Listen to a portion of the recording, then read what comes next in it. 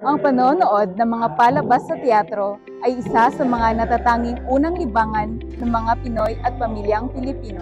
Likas sa mga Pilipino ang pagiging talentado.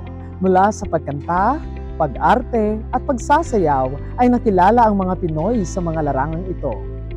Katulad na lamang ni Miss Saigon o Miss Lea Salonga na namayagpag sa maraming teatro sa iba't ibang bansa.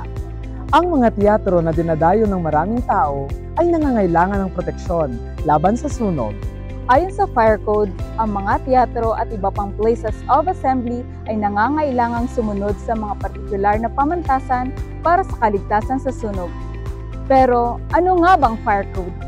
Ang Fire Code ay naglalaman ng mga regulasyon at patakaran na layuning maiwasan ang pagkakaroon ng sunog at maprotektahan ang buhay at ari-arian. Kasama sa mga pamantayan ng Fire Code ang mga detalye tungkol sa tamang pag-install ng mga kagamitan sa pagsugpo ng sunog, pagplano ng mga ligtas na ruta para sa paglikas, at pagtiyak na ang lahat ng bahagi ng gusali ay sumunod sa lituntunin ng kaligtasan. Kapanayam natin ngayon ng Acting Chief Fire Safety Enforcement Section ng Iloilo City Fire Station na si Senior Fire Officer 3 Alex Pinoquinsa at Senior Fire Officer 1 Raquelin T. Garcia, Acting Chief Fire Prevention Unit, upang ipaliwanag sa atin ang mga inspeksyon ng mga cultural theater. Ang cultural theater ay nabibilang sa places of assembly occupancy. Ang mga tanghalang gusali na katulad nito ay nangangailangan ng permit na fire safety evaluation clearance bago itayo.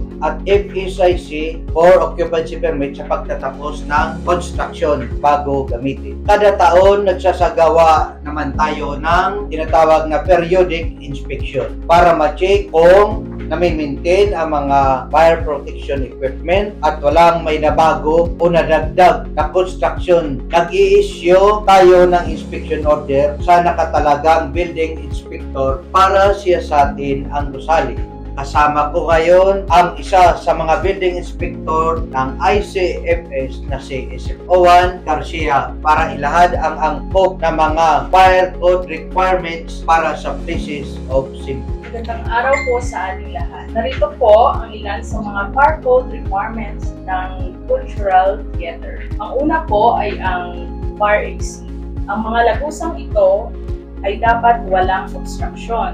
Ang mga pintuan na tinutukoy bilang fire doors ay dapat nakakomply sa fire protection rating at maayos na nakasara upang mapigilan ang pagkalat ng usok at apoy sa iba pang bahagi ng teatro. Ang susunod po ay ang emergency lightings at signages upang maliwanag ang loob ng teatro sakaling wala supply na kuryente at mapabilis ang paglikas sa oras ng sakuna. Dapat regular na sinusuri at mapanatili ang mga kagamitan katulad ng fire extinguishers at madali itong maabot at gamitin ng mga tauhan ng teatro. Ang susunod po ay ang regular na pagsasanay o fire drill at least once a year. At yan po lahat ang mga fire code requirements para sa places of assembly.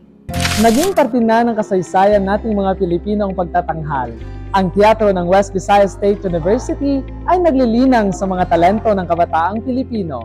Layunin ng kawani ng pamatay-sunog kasama mga opisyalis ng paralang ito ni siguraduhing ligtas ang gusaling tanghalan kasama ang mga nagtatanghal at manonood. Kaya hindi kami nagsasawang paaalahanan kayo na Fire safety is everyone's concern.